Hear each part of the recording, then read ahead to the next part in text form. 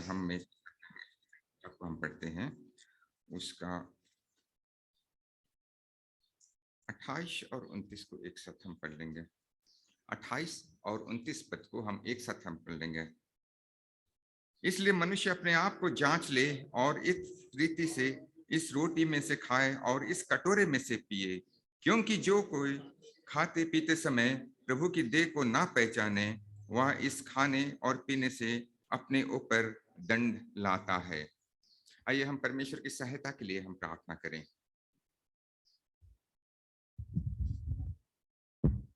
सर्वशक्तिमान पिता परमेश्वर, धन्यवाद देते हैं पिताजी, फिर से आपके चरणों में आकर हम झुक जाते हैं, दंडवत करते हैं आज के समय के लिए। पिता, आपने हमें सहायता किया कि आपके मेज के चारों ओर प्रभु जी हम आज बैठ सके और हम अपने आराधनाओं को प्रभु जी हम चढ़ा सके और उसे प्रभु जी आपने ग्रहण किया।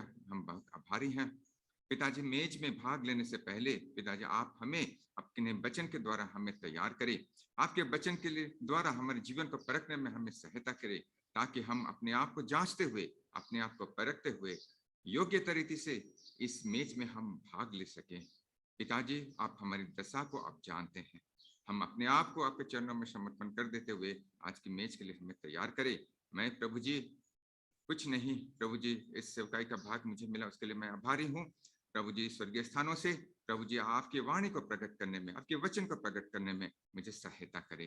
पिताजी, मनुष्य के हर एक विचार को क्रूस के पीछे आप छुपा दे और केवल आपके वचन को प्रभु जी प्रकट की जाए और इसके द्वारा आपके नाम की महिमा हो जाए। पिताजी, इस समय को हम अपने आप को आपके हाथ में समर्पण कर देते हुए यह विनती प्रार्थना मेरे उद्धारकर्ता यीशु मसीह के नाम में लाता हूँ, आमीन।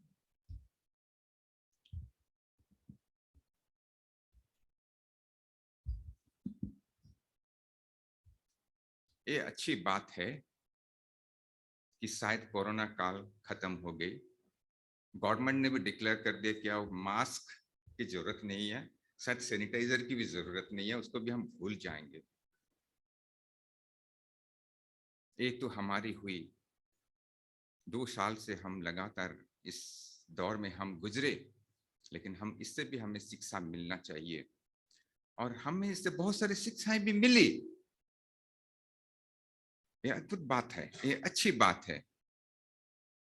आज हम जब गवर्नमेंट ने कहा तो मास्क हम निकाल लिए, लेकिन मैं तो आज जब आया तो मैं देखा कि किसी ने मास्क नहीं पहना, मैं अकेले पहना हूं। मास्क एक आदत पड़ गई है 2 साल में कि बिना मास्क के मैं तो घर से बाहर ही नहीं निकल पाता हूं। लेकिन हमारे मास्क और सैनिटाइजर हम यूज करते थे, ये 2 चीज वो हमारी रक्षा के लिए थी, हमारी शारीरिक रक्षा के लिए थी उन कोरोना कीटाणुओं से। उसको सोच में रखते हुए मेरे मन में विचार आया कि परमेश्वर ने भी हमें कैसा शुरू से जिस दिन हमारी उद्धार हुई हमें भी एक मास्क और एक सैनिटाइजर दिया। बाइबल हमारा मास्क है और यह वचन सैनिटाइजर है। इससे आगे मुझे एक्सप्लेन करने की उसकी मुझे शायद जरूरत नहीं है। हमारे आत्मिक जीवन को पापों से, इस संसार की गंदगी से, इस संसार की गंदगी को उस कीटाणुओं से बचाने के लिए हमें बाइबल दी गई है। गवर्नमेंट बोल दिया कि मास्क मत पहनो, लेकिन हमारे आत्मिक जीवन में हम अपने आप को रक्षा करने के लिए इस मास्क को, इस बाइबल को और यह वचन जो इसमें जो सैनिटाइजर है, या फिर हम कह सके कि ये पानी जल है। परमेश्वर का वचन क्या है? जल। क्या बोला जाता था? हमेशा अपने हाथ को हमेशा जल और साबुन से धो लेना चाहिए। जल और साबुन परमेश्वर का वचन है, इस बात को ना भूलें। भले ही हम मास्क आज से हम छोड़ दिए, कल से 1 तारीख से शायद बंद हो गए, छोड़ दिए, लेकिन इसे कभी ना छोड़ें और इसके वचन से कभी अपने आप को धुलना ना भूलें।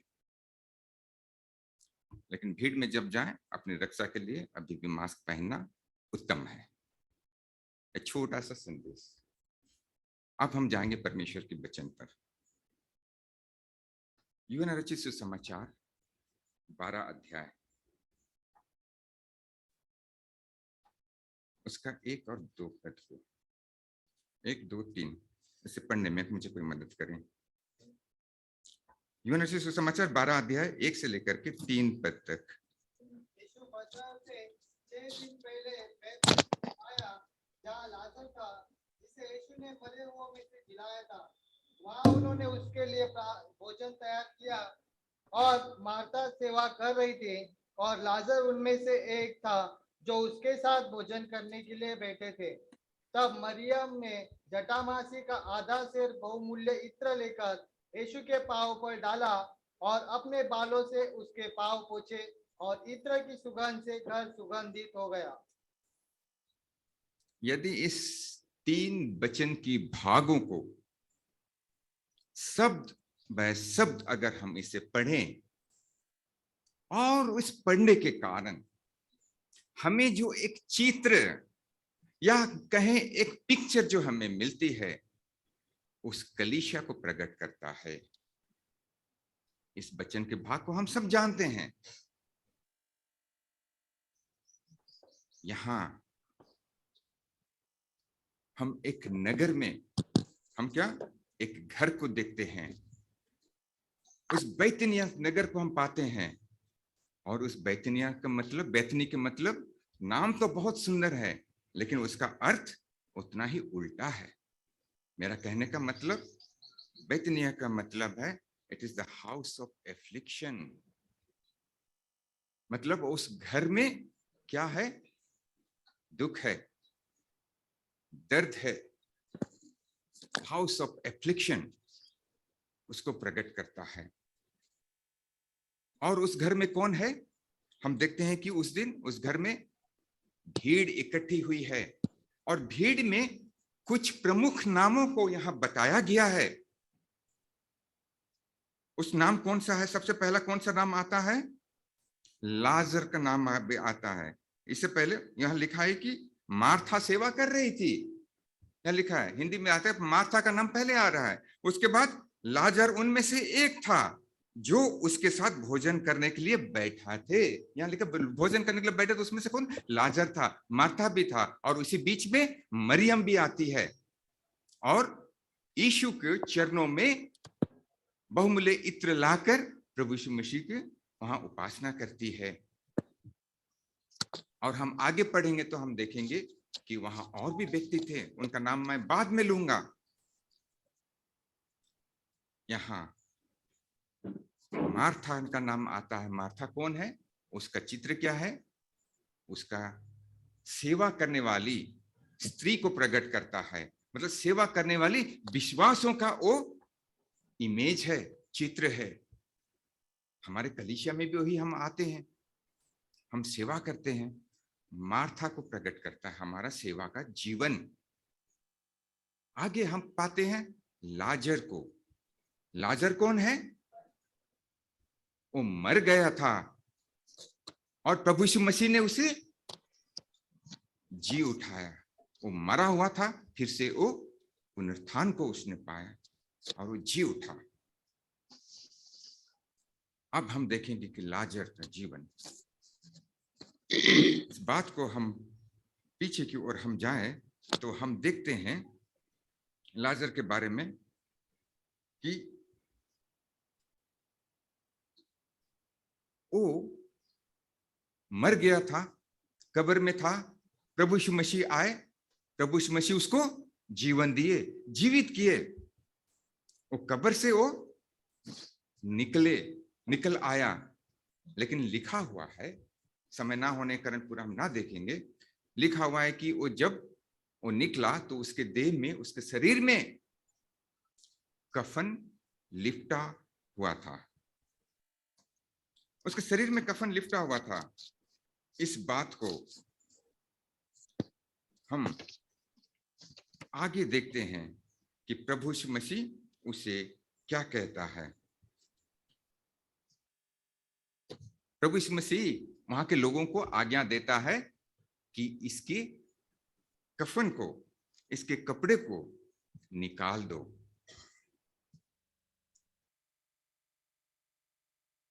उस कफन हमें क्या दर्शाता है? उस कफन हमारे पुराने जीवन से हमारे लिपटा हुआ जीवन को दिखाता है, जिसमें हम मरे हुए थे। अब अपने पाप और अपराधों के कारण हम मरे हुए थे, और हमारा पुराना जीवन जो हमारा कैरेक्टर को भी प्रकट करता है। जब हमारा नया जीवन जन्म हुआ, हमने प्रभु को पाया, आत्मा में हम जीवित हो गए, लेकिन हमारा मनुष्य का पुराना जीवन, पुराना स्वभाव हमारे साथ आता है। पुराना स्वभाव के साथ पुराना जो उसकी जो एक गंध होती है। उस जमाने में मुर्दों को जब गड़ा जाता था तो उनमें एक मसाले, बहुत सारे लेप दी जाती थी। लेप देने के बाद ताकि उसका शरीर सुरक्षित रहे, लेकिन उस लेप को, उस मसाले का जो गंध है वो जाती नहीं है। यहाँ प्रभु यीशु मसीह ने उस कफन को नहीं निकाला, लेकिन उन्होंने क्या कहा, दूसरों से कहा कि इसको सहायता करो, इसे सहायता करो। इस बात को हम पाते हैं, आप पढ़े यूहन्ना रचित सुसमाचार उसका 11 अध्याय,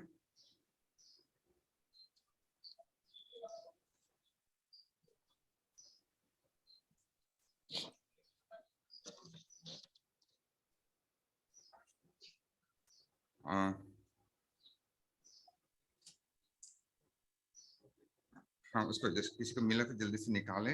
जस्ट हाँ, लाजर की 11 अध्याय उसका 42। हाँ, मैं जानता था कि तू सदा मेरी सुनता है। नहीं उसको, हाँ 44। जो मर गया था वह कफन से हाथ पांव बंधे हुए निकल आया, हाँ। और उसका मुंह अंगोछों से लिपटा हुआ था। यीशु ने उनसे कहा, उसे खोल दो और जाने दो। हाँ, इस बात को आप ध्यान से देखें। जब वो निकला, कफन के साथ निकलता, उसका मुंह भी बांधा हुआ था, किसे अंगोछी से बांधा हुआ था। इसका मतलब जब हमारा पूर्ण रीति से जब हम स्वतंत्र नहीं होते हैं, जीवित होने के बाद भी हम उपासना की भेंट या हमारे मुंह से शब्द नहीं निकलती है, क्योंकि कफन से अंगोछे से बांधा हुआ रहता है। उससे हमें छुटकारा पाना है। उस छुटकारे दूसरों ने, प्रभु यीशु मसीह नहीं निकला, उसको खुद निकालना पड़ता है, दूसरों से सहायता लेना पड़ता है, उसके लिए प्रयत्न करना पड़ता है, तब जाके वो कफन हमारी जिंदगी से और उस मसाले की गंध हमारे जीवन से निकलती है। और ये एक प्रक्रिया है जो लंबे समय तक वो चलते रहती है, और यही प्रक्रिया में आज भी हम एक एक करके हम गुजर रहे हैं।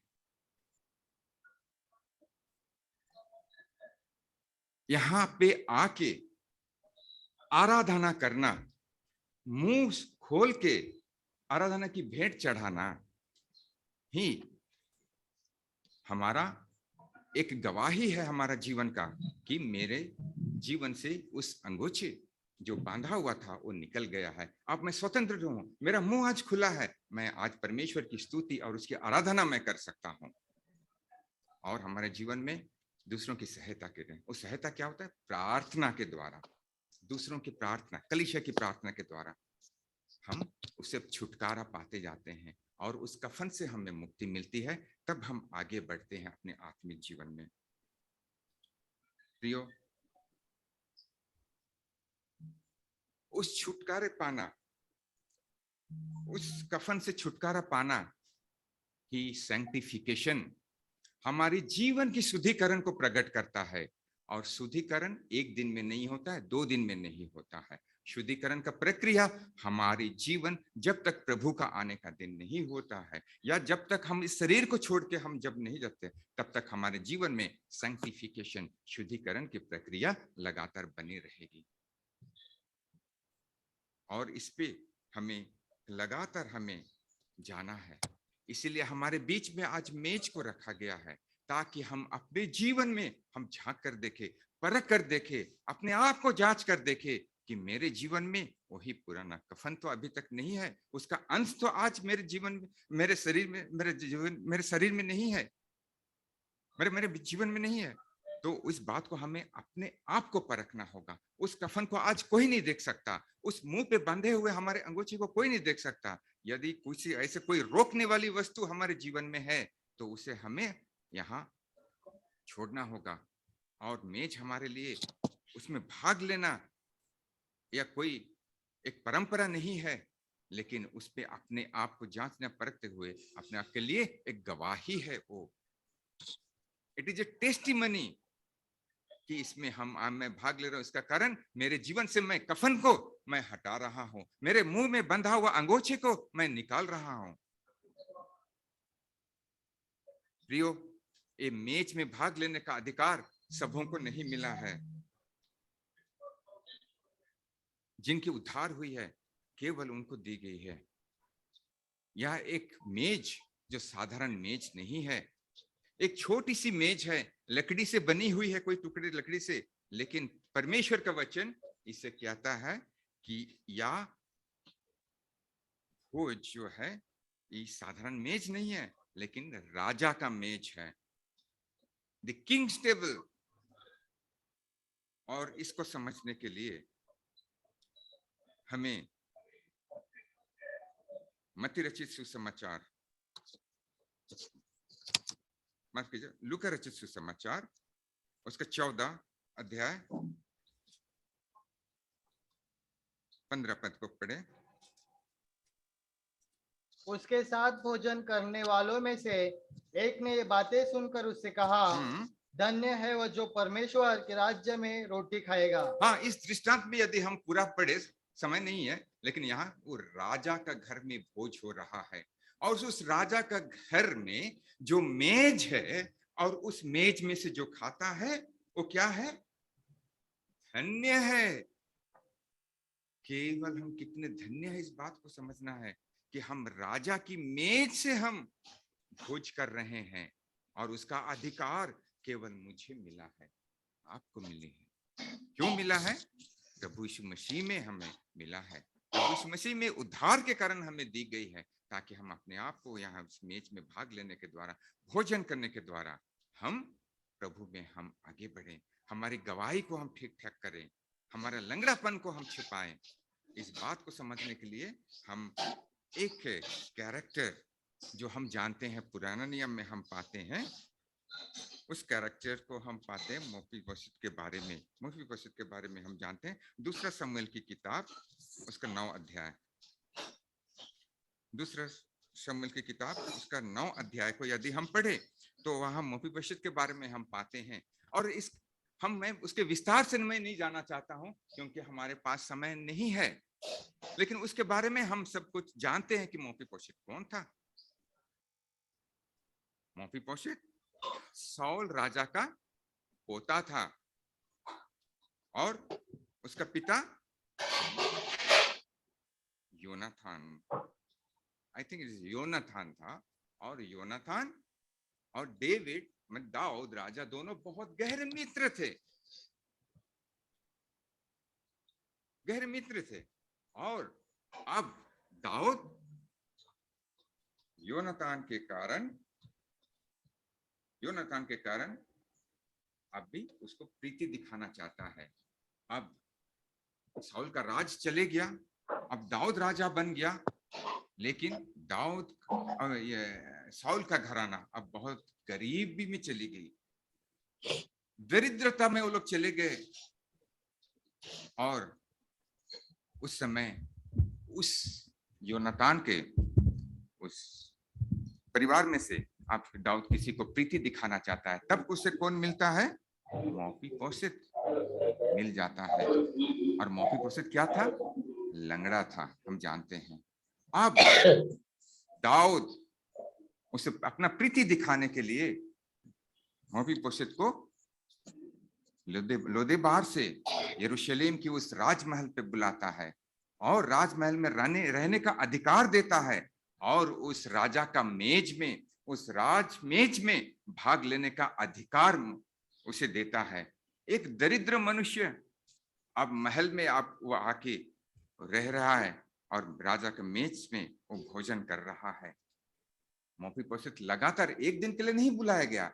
हमें किसी बड़े अधिकारी के घर या राजा के घर हमें एक दिन के लिए बुलाया जाता है, या किसी कारण के बस बुलाया जाता है। हो सकता है भोजन करने के बाद हमें कभी फिर से वहां हमें रहने के लिए अधिकार नहीं दिया जाएगा, लेकिन परमेश्वर हमें लगातार हमें अधिकार दिया है कि उसके घर में उसके राज भोज हम कर सकें। हम जानते हैं कि वहां मोफीपोशेत 9 अध्याय को यदि हम पढ़े तो मोफीपोशेत वहां लगातार उसके राज घराना में है, उसके घर में है। लेकिन उसके बाद क्या हुआ मोफीपोशेत का, क्या हम जानते हैं? यदि हम आगे बढ़ेंगे, 9 पद से आगे बढ़ेंगे, आगे चलते चलते चलते जब हम 19 पद में जब आते हैं, फिर से हम मोफीपोशेत के बारे में हम पाते हैं। दूसरा शमूएल की किताब, हम 9 अध्याय देख रहे थे, मोफीपोशेत के बारे में 9 अध्याय में पाते हैं। अब 19 अध्याय में जाइए। 19 अध्याय के 24 पद में फिर मोफीपोशेत के बारे में यह वर्णन किया गया है। क्या वर्णन है? 24 अध्याय पद को पढ़े, दूसरा शमूएल 19 और उसके 24 पद को कोई पढ़े।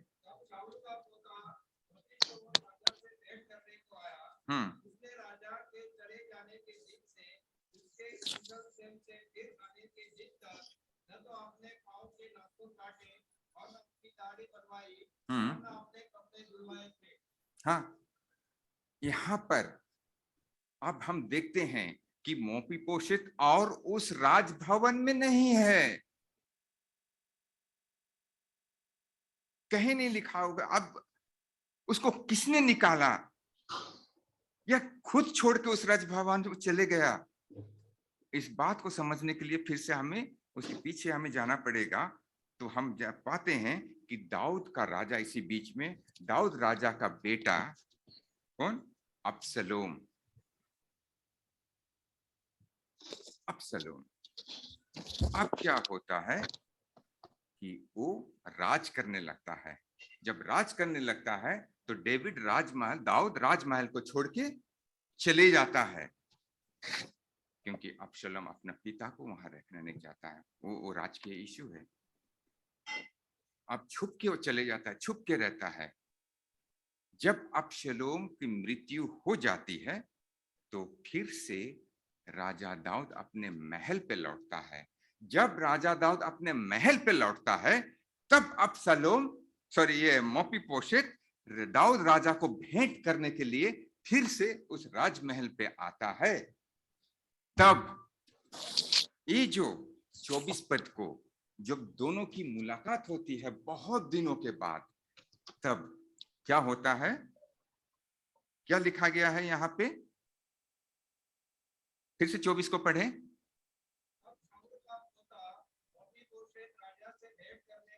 हाँ, राजा के चले जाने के दिन से उसके कुशल से फिर आने के दिन तक न तो अपने पाँव के नाखून काटे और न अपनी दाढ़ी बनवाई। हाँ, बस यहाँ पे अभी देखे इस बात को।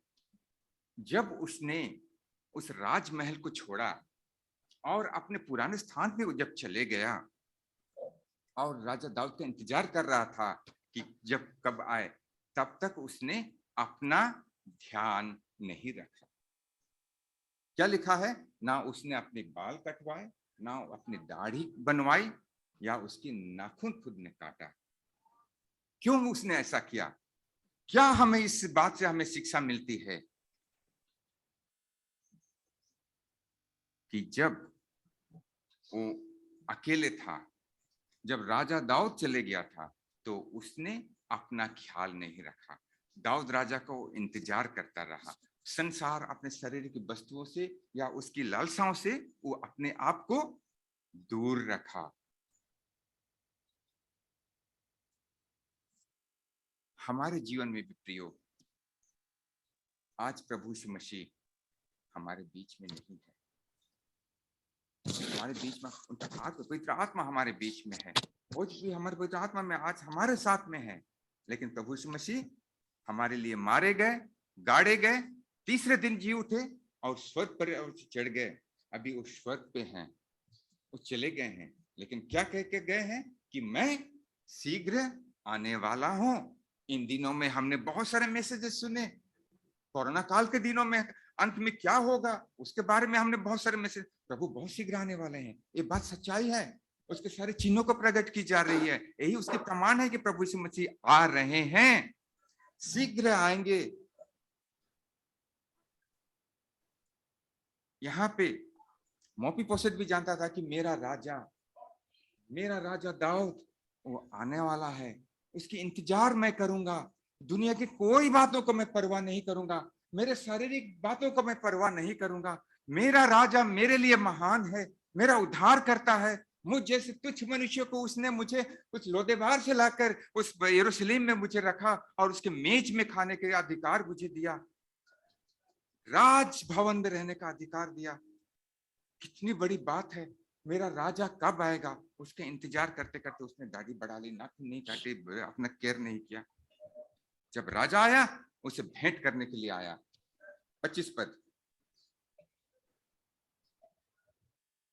25 पद। जब यरूशलेमी राजा से मिलने को गए, हम्म, तब राजा ने उसे पूछा, हे मपीबोशेत, तू मेरे संग क्यों नहीं गया था? हाँ, उसने कहा, हे प्रभु, हे राजा, मेरे कर्मचारी ने तुझे धोखा दिया था। तेरा दास जो तंबू है, इसमें तेरा दास मैं गले पर काटी कसवा कर उस पर जड़ राजा के साथ लगाऊंगा। राजा ने उससे पूछा, एक प्रश्न को देखिए, लुक इनटू दिस क्वेश्चन। प्रश्न क्या है? हे मोपीबोशेत, तू मेरे संग क्यों नहीं आया? जब मैं यहां से राजमहल को छोड़ के अपना प्राण बचाकर मैं जा रहा था, तू मेरे संग क्यों नहीं आया? मैं तो तुझे अधिकार दिया था मेरे घर में रहने का। लोदेबार से लाकर के यरूशलेम में मैं तुझे रिहेबिलिटेट किया, वहां रखा, मेरे मेज से तू भोजन किया। जब मैं संकट में था और मैं भाग रहा था, तू मेरे साथ क्यों नहीं आया? This is a big question mark. यही प्रश्न हमें भी पूछा जाएगा। क्या पूछा जाएगा? हे बाजिल, हमारे नाम लेकर, तू मेरे संग क्यों नहीं गया था? अभी जाने के लिए उस समय तो हम नहीं थे जब प्रभु यीशु मसीह उठा ले गए, लेकिन हमारे बीच में। इसका मतलब है कि तू मेरे साथ क्यों नहीं चला, या मेरे वचन के अनुसार तू क्यों नहीं चला जब मैं तुझे यहाँ छोड़ के गया था? क्या तू मेरे वचन के अनुसार तू चला क्या? मेरे वचन का पालन किया क्या? मेरे वचन का तुमने आदर किया क्या? मेरी इच्छाओं के अनुसार तूने अपने जीवन को ठीक ठाक किया क्या? तूने मेज के सामने अपने आप को जांच करते हुए, अपने आप को परखते हुए अपने जीवन की सुधार किया क्या? तुम्हारे जीवन में क्या परिवर्तन आया? यही प्रश्न हमें भी पूछा जाएगा प्रियो। क्या उसका जवाब हमारे पास है?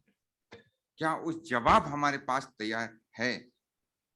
उस जवाब हमारे पास रहेगा जब हम अपने आप को सच्ची रीति से अपने आप को जांचते हुए, परखते हुए, मेज में भाग लेते हुए, हमारे गवाहियों को जब हम ठीक ठाक करेंगे, हमारे पुराने जीवन से जब हम अपने आप को हम आजाद करेंगे, पुराने कफन के कपड़ों से जब हम अपने आप को आजाद करेंगे, हमारे मुंह पे बंधे हुए इस अंगोछे से जब हम आजाद होंगे और उपासना करेंगे, और उस दुर्गंधपूर्ण हमारे पुराने जीवन की गंध हमारे जीवन से जब हम निकालेंगे, तभी सच्ची आराधना हमारे जीवन से निकलेगी और वही एक सुगंधित बनेगी जो परमेश्वर को प्रसन्नता लाएगी। प्रियो, हमें भी जिस प्रकार दाऊद ने मोपीबोशेत को प्रसन्न किया था, हमें भी प्रसन्न पूछा जाएगा जिस दिन न्याय होगा। न्याय के दिन के लिए तैयार होने के लिए हमारे बीच में आज मेज को रखा गया है। 26 पद, दूसरा शमूएल 19:26 पद। हम्म, हम्म, हम्म, हम्म,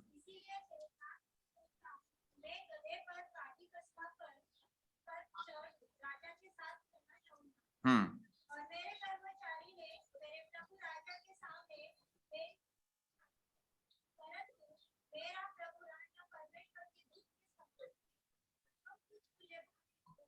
हाँ, यहाँ करता है क्या कि यहाँ के कर्मचारी मुझे धोखा दिए, इसीलिए मैं तुम्हारे साथ में चल नहीं सका।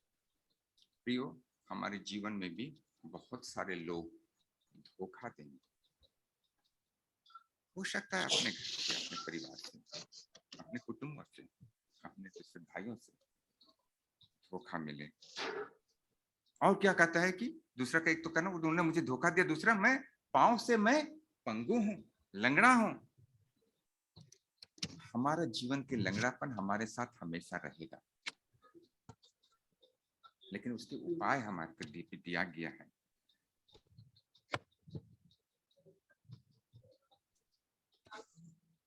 और आगे कहता है कि मैं तो दोषी हूं, मैं तो दोषी हो गया हूं फिर से कि मैं आपके साथ में नहीं जा सका।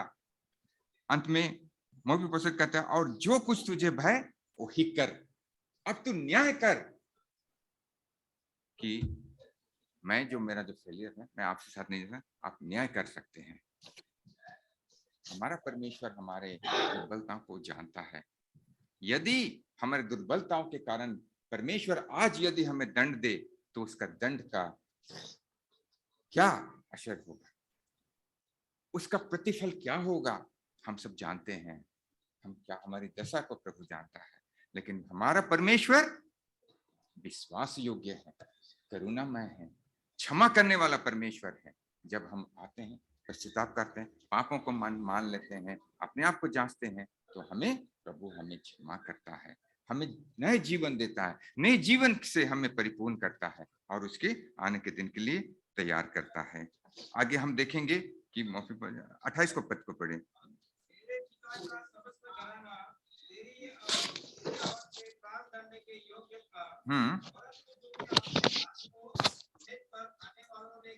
बस कहता है कि मेरे पिता और मेरे सारे घराना तेरे दंड के हम योग्य थे, लेकिन तूने मुझे मेज के पास आने और उन्हें खाने वालों में से गिना है। हमें गिना गया है, बुलाया गया है, चुना गया है, गिना गया है।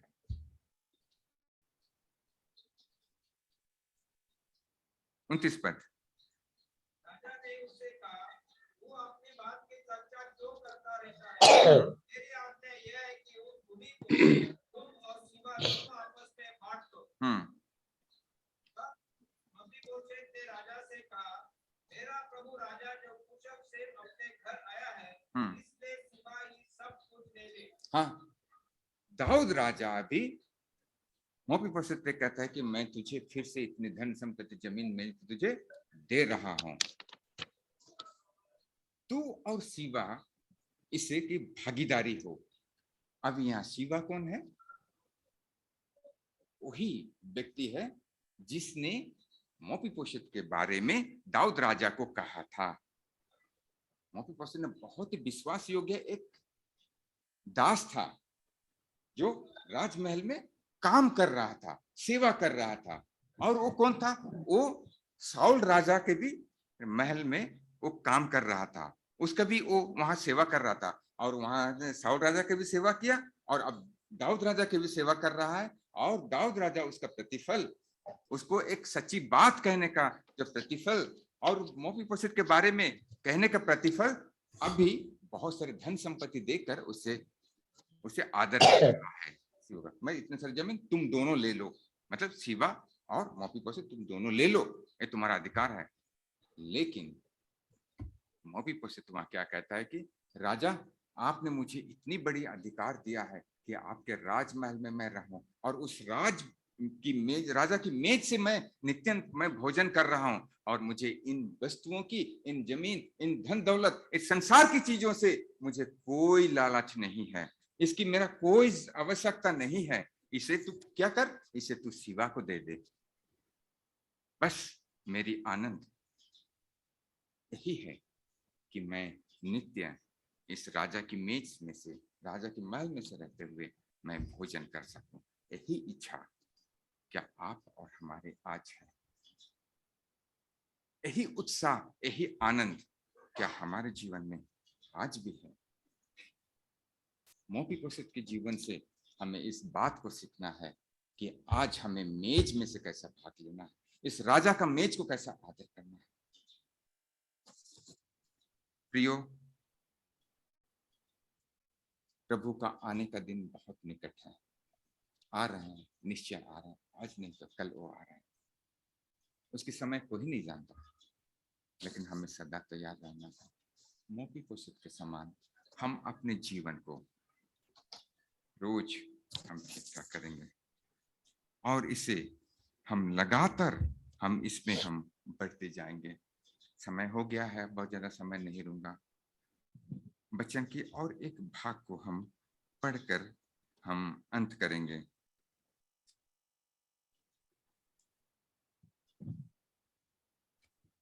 यूहन्ना रचित सुसमाचार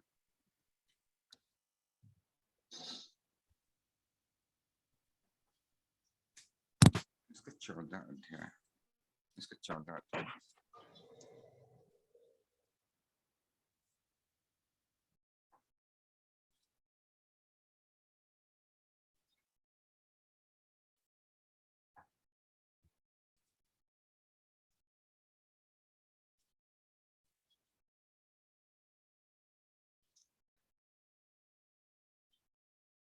कीजिएगा।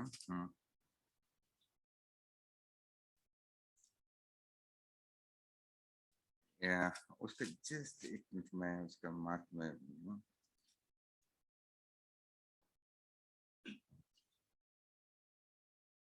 हाँ, एक बात कम है उसका 27 पद, 14 और 27 को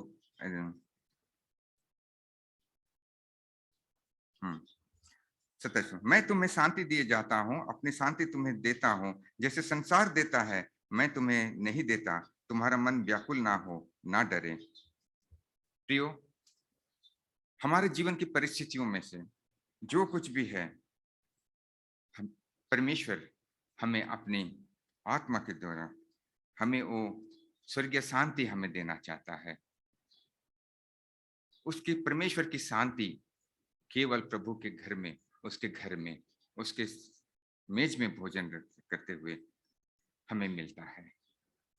प्रियो, जब इसे हम खाते हैं, जब हम मेज में हम भाग लेते हैं, तो हमें जीवन मिलता है। तब हम उसका जीवन हमें मिलता है। उसके जीवन में हमें आगे बढ़ते रहना, हम रोज हम बदलते जाना है, और उस प्रभु की समानता में हमें आना है। प्रियो, आज हमें अपने जीवन में हमें घटते जाना है, और हमारे जीवन में प्रभु बढ़ते जाए। और केवल एक बात, मेज में भाग लेने के द्वारा अपने आप को जांचते हुए, अपने आप को परखते हुए, योग्यता रीति से जब हम इस मेज में भाग लेते हैं, तो हम आशीष को हम पाते हैं, शांति को हम पाते हैं, आनंद को, प्रभु में आनंद को हम पाते हैं। लेकिन जो अनुचित रीति से इसमें भाग लेते हैं, वो अपने ऊपर दंड लाता है। इस बात को भी हमने देखा। तो प्रियो, अभी समय है हम अपने आप को जांचते हुए, अपने आप को परखते हुए इस मेज में हम भाग लेंगे।